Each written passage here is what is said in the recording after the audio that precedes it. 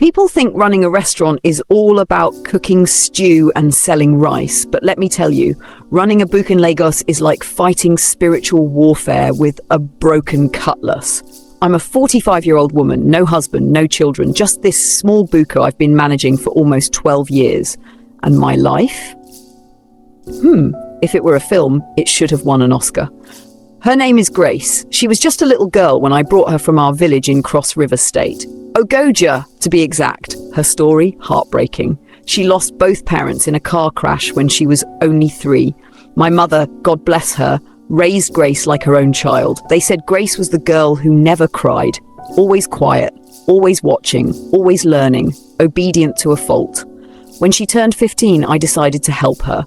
I told Mama, this girl has suffered. Let me take her to Lagos to help me at the shop. Mama agreed. And that's how Grace landed in my one-room apartment with a ceiling fan that spun like it had asthma. From the first week, I knew Grace was a blessing. She was so hardworking. I didn't need to repeat instructions. Wake up by 5 a.m., sweep, boil water, prep meat, check stock, smile at customers, even the rude ones who acted like they were auditioning for Wettin Day Vex You on Africa issue. Her legs, they were bent. Not badly, but noticeable if you stared too long. But Grace never let that stop her. In fact, one day, a neighborhood boy called her bendy leg. Grace just looked him dead in the eye and said, "At least my legs carry me go market, your own carry you go insult person." I laughed until pepper nearly entered my eyes. But laughter became a rare visitor after 5 months. Grace started falling sick, constant fever, weakness. Her eyes looked like soaked Gary. One day, she nearly collapsed carrying a pot of soup. I rushed her to the hospital. "Maybe you need blood tonic," I said, "or malaria is playing draft with your body." The doctor examined her, ran some tests and said, "Let's do a pregnancy test." I laughed. "Doctor, I beg," I said. "This girl doesn't even have a phone, let alone a boyfriend. She only moves from here to market. She sometimes doesn't even bathe before rushing to Buka. Pregnancy, quoi?" But the doctor insisted. We did the test. Positive. I stared at the result like it owed me rent money. Pregnant? Grace? I was shocked. Then I cried. Then I slapped her. Yes, I did. I'm not proud of it, but that day my head wasn't correct. My hand just moved. Slap, slap, slap, slap.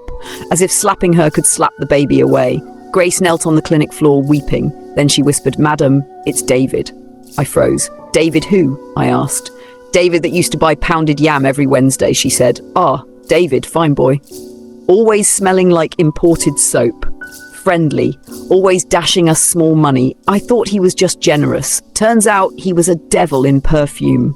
Grace said it happened whenever I sent her to the market. He'd pick her up on the road, drive her to one cheap hotel and use her like trash. He warned her never to tell anyone, or else no one would believe her, not even me. My blood pressure flew from Surulere to Maitama. The next day, I stormed his shop. That was the day I almost committed murder. "How dare you touch Grace?" I screamed. He looked at me with the arrogance of a lizard that thinks it's a crocodile. "Me?" he said. "Don't insult me, oh.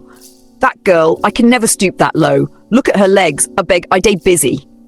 Then he added, "If she's looking for baby daddy, tell her to find the person we resemble the baby.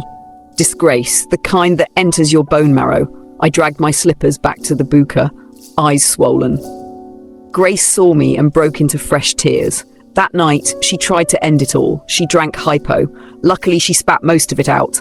I broke the door, rushed her to the hospital. I was shaking like generator without fuel. I held her hand. "Grace, I'm sorry," I cried. "I should have protected you." She said nothing. And in that silence, I realized my life had changed forever. I didn't have much, just this Buka and my dignity, but I swore I would stand by her no matter what. Grace's pregnancy wasn't easy. We had no money for fancy vitamins or scans. Most days she lay on a mat at the back of the shop, humming church songs and clutching her belly.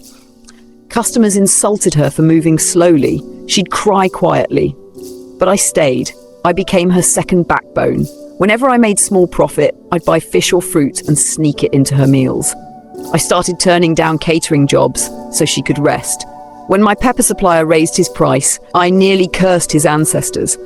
As person day pregnant for my shop, "Nah, so you won't kill us with inflation?" As her belly grew, so did people's mouths. Neighbors whispered I was foolish. She brought a village girl, now Seabelle. One even called Grace a prostitute. Me? Holy? If only they knew how many nights I cried myself to sleep wondering if I had failed her or if the world had failed us both. When she was 8 months gone, the doctor said natural birth was too risky. Her bones were too weak. CS, cesarean. My purse screamed. But I had no choice. I did what a real woman does for her child. I begged. I went to David, wore my best wrapper, sprayed perfume, swallowed my pride. Please, I said, you don't need to claim the baby. Just help us with the surgery. He sneered.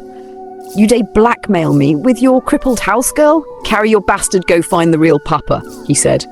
Then he ordered his apprentice to lock the gate. Humiliation. But I didn't break. I went from shop to shop, neighbour to neighbour. Some gave 500, some was 1,000. Some gave them nothing advice like you for just abort since. Eventually, I gathered enough. The surgery was done at a government hospital. I waited outside the theatre, praying, bargaining with God. Then the nurse came out. Congratulations, Ma. No twins. Twins? I ran inside, and there they were, 2 beautiful boys, pink and screaming like they ruled the world. And they looked exactly like David. Same ears, same nose, same wickedly fine face. Even the nurses whispered, "Ah, who be the papa?" He day outside. I smiled. Yes, far outside. Grace smiled too, for the first time in months. She named them Miracle and Marvel. They're the only good thing life gave me, she said. Things began to change after that. People who mocked us turned friendly. Twins in Nigeria? Special. Some say they bring good luck. My Buka began to boom. Customers brought diapers, baby food, toys. One man dropped 10,000 and said, "God day this shop now." David disappeared. Maybe he thought ignoring the truth would make it vanish. I didn't care. I had 2 kings in my world. They grew fast, big eyes, loud mouths, laughing, fighting over bottles. Grace slowly returned to work. She sat with them in a corner, helping when she could. Then came their first birthday. Rice, drinks, a tiny cake from a loyal customer. I bought Grace a second-hand gown. The twins wore matching yellow and white outfits. My heart was full. Then she walked in, David's wife, smelled like class, lace that looked like it cost my rent, gold bangles that didn't jingle. She walked to the table, quiet. No drama. Grace froze. I stepped forward. "Madam, can I?" She cut me off, still staring at the boys. "They said they looked like him," she whispered. I didn't believe. Not him. Not here. Then she knelt, touched Miracle's cheek. He laughed, and she began to cry. I tried everything, IVF, fasting, nothing. He refused to adopt, said he'd never raise a child that wasn't his blood. Then she stood. "I hope they grow better than him," she said, and walked out. A week later, she left her marriage. David confessed. She packed out. Then he started showing up again, asking about the twins, dropping 5,000. I returned it.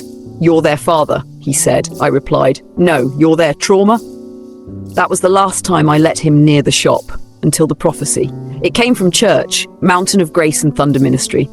During service, Pastor Josiah pointed at me. "You, madam in yellow scarf, come." He laid hands and said, "There are twins in your care, boys. They are marked for greatness, but I see danger. A man plotting. I see crying. I see blood." After service, he told me, "Send them away. Hide them. A season of war is coming." That night, I packed their things, told Grace, "You must leave tonight."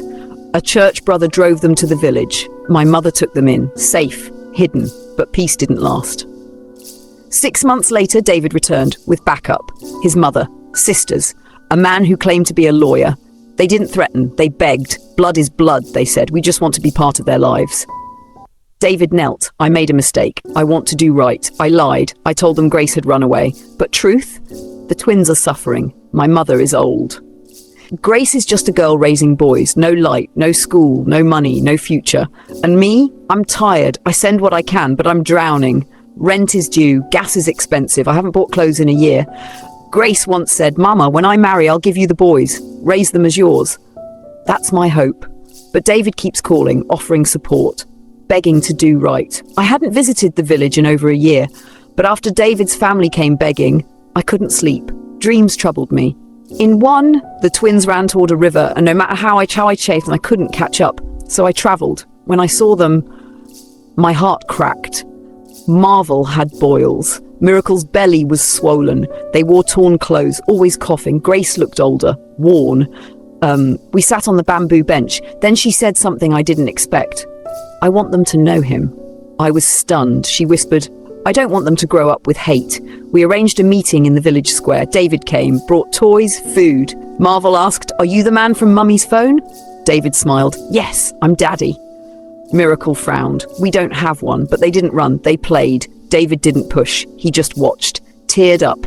Grace watched too from afar. I sat beside her. "So?" I asked. "Don't know." "I do," I said. "We protect those boys. Always." Now I'm back in Lagos, sitting behind my Buka's counter, lost in thought. David wants to pay their school fees. Open a savings account. Be present. Grace says the decision is mine. And me? I'm torn. Because those boys, Miracle and Marvel, they are my joy. My reason to keep going. But I'm tired. I'm getting older, and they deserve more than I can give. So I ask you, what should I do about the twins? Should I let their father, the same man who once discarded them, come back and take the glory? Or should I keep shielding them like they're mine, even if it means they grow up never knowing the whole truth?